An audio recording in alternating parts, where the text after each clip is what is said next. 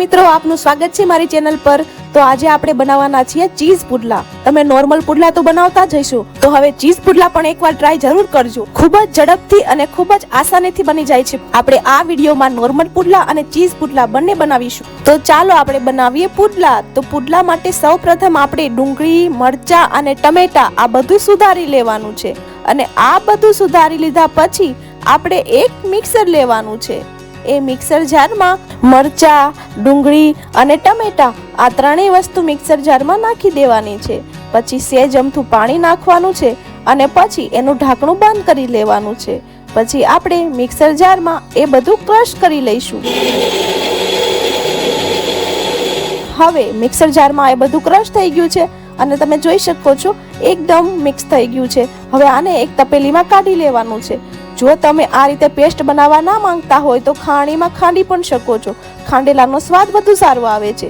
તમે જોઈ શકો છો કે આ બધું મિશ્રણ મેં એક તપેલીમાં નાખી દીધું છે। હવે આપણે એમાં ચણાનો લોટ નાખીશું।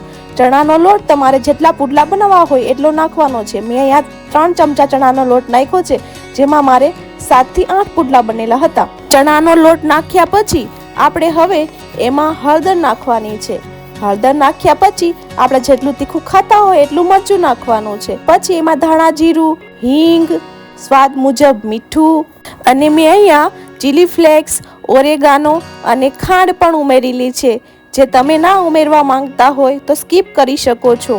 આ ત્રણેય ફરજિયાત નથી। હવે આ બધી જ વસ્તુ એકદમ સરસ રીતે મિક્સ કરી લેવાની છે। જ્યાં સુધી એકદમ બધું મિક્સ ના થાય ત્યાં સુધી એને આવી રીતે હલાવતા રહેવાનું છે। આ બધું સરસ રીતે મિક્સ થઈ ગયા પછી આપણે એની અંદર લસણ વાળું પાણી ઉમેરવાનું છે।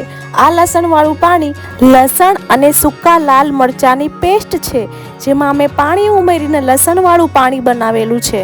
તો હવે આપણે અહીંયા અજમો લઈશું। અજમાને હાથ વડે પીસી લેવાનો છે અને પછી અંદર નાખવાનો છે, જેથી અજમાની સુગંધ આપણી આ પેસ્ટમાં આવી જાય।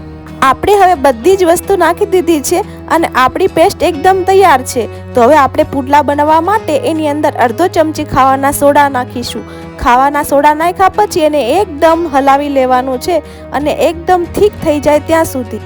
ખાવાના સોડા હંમેશા પુડલા બનાવવાના હોય ત્યારે જ નાખવાના છે અને પછી એને એકદમ મિક્સ કરી લેવાનું છે, જેથી આપણું મિશ્રણ એકદમ ફૂલાઈ જાય। તો હવે આપણે ગેસ ઓન કરી લઈશું અને ગેસ ઓન કર્યા પછી આપણે એની ઉપર તવી મૂકશું અને તવી મૂક્યા પછી પુડલા બનાવવાનું શરૂ કરીશું। તો સૌથી પહેલા તમે જોઈ શકો છો બેટર આવી રીતે એટલું ઘટ રાખવાનું છે। તો હવે આપણે ચીઝ પુડલા બનાવવાનું શરૂ કરીશું। સૌથી પહેલા આપણે એ તવીમાં 3 થી 4 ચમચી તેલ નાખવાનું છે। હવે એની ઉપર આપણે 2 ચમચા આ બેટર ઉમેરીશું। બેટર ઉમેર્યા પછી એને આમ ચારે તરફ આપણે પાથરી દઈશું। જેમ આપણે રોટલી કરતા હોય એ આકારમાં આપણે આવી રીતે એને પાથરી દેવાનું છે। તેલ તમારે વધુ ઉમેરવાનું છે, 3 થી 4 ચમચી, જેથી તમે આ બેટર પાથરો તો તેલ તમારું ઉપર જ આવી જવાનું છે, જેથી તમારું પુડલું નીચે ચોટી નહીં જાય અને આસાનીથી ઉઠલી જશે। હવે ચારે બાજુ આપણે તાવીથા વડે આમ એની સાઈડની કોર ઉખાડતું રહેવાનું છે, જેથી નીચે ચીપકી ના જાય અને આસાનીથી એને આપણે પલટાવી શકીએ। તો તમે જોઈ શકો છો કે હું કઈ રીતે એને પલટાવું છું। તમે જોઈ શકો છો આવી રીતે એને તાવીથામાં લઈ લેવાનું છે અને ધીમેથી આપણે એને પલટાવી દેવાનું છે। એની ચારે બાજુ આપણે ચમચી વડે તેલ ઉમેરી દેવાનું છે। તો હવે આપણે અહીંયા અમૂલનું ચીઝ લીધું છે। તો હવે એક ખમણી લેવાની છે અને એ ખમણી વડે આપણે આ ચીઝને પુડલા ઉપર પાથરી દેવાનું છે। તમે જોઈ શકો છો કે બધી બાજુ મેં આ ચીઝને ફેલાવી દીધું છે।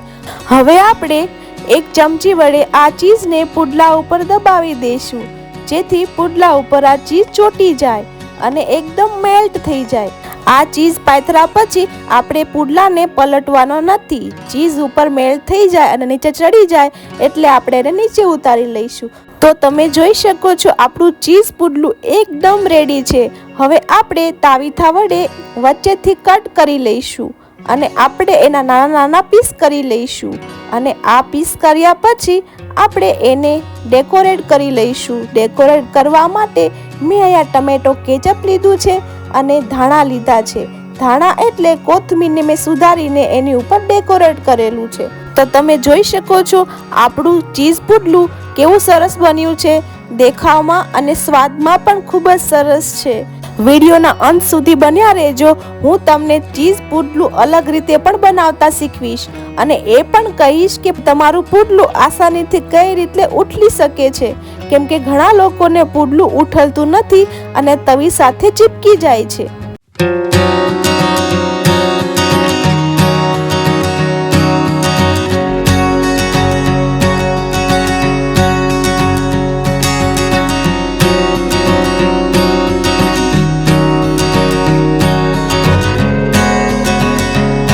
મિત્રો, પુડલું આસાનીથી ઉઠલી જાય અને તવી સાથે ના ચીપકે એના માટે તમે જ્યારે પુડલું બનાવતા હોય ત્યારે તવીમાં તેલ ઉમેરો છો.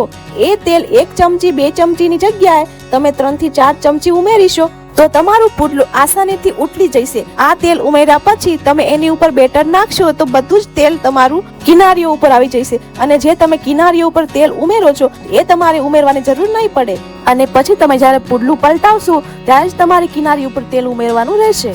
અને ચીઝ પુડલા બનાવવાની બીજી રીત એ હતી કે તમારે જો ઉપરથી ચીઝ ના નાખવું હોય તો તમે એ બેટરની અંદર પણ ચીઝ નાખી શકો છો અને પછી પણ એના પુડલા બનાવી શકો છો. તો મિત્રો, જો તમને મારો વિડીયો ગમ્યો હોય તો લાઈક, કમેન્ટ અને શેર જરૂર કરજો અને મારા અવનવા વિડીયો જોવા માટે મારી ચેનલને સબસ્ક્રાઇબ કરવાનું ના ભૂલતા.